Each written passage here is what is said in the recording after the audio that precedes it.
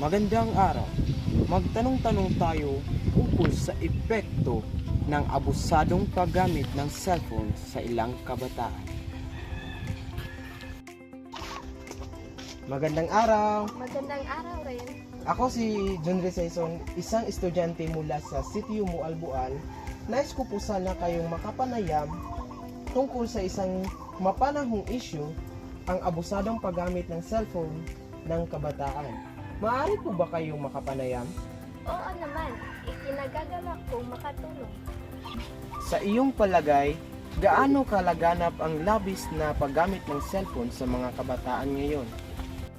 Sa aking obserbasyon, halos lahat ng kabataan ngayon ay palaging gamit ang kanilang cellphone, mula pagising hanggang pagtulog. Madalas ay sobra na sa 2 oras ang paggamit nila, lalo na sa social media at mobile games.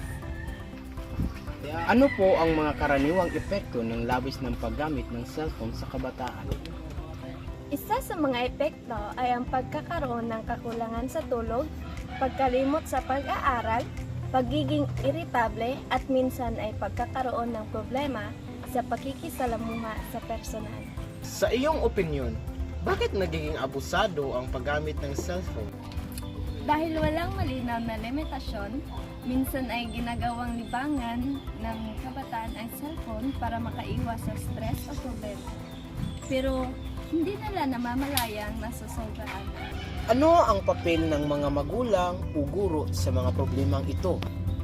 Malaki ang papel ng mga magulang at guro.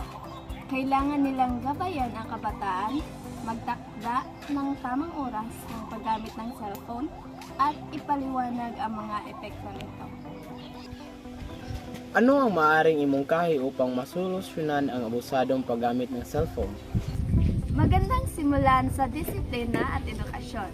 Maaring magtakda ng cellphone-free hours sa bahay, hikayatin ang mga kabataan na sumali sa physical na aktibidad at magkaroon ng bukas na komunikasyon tungkol sa tamang paggamit ng teknolohiya.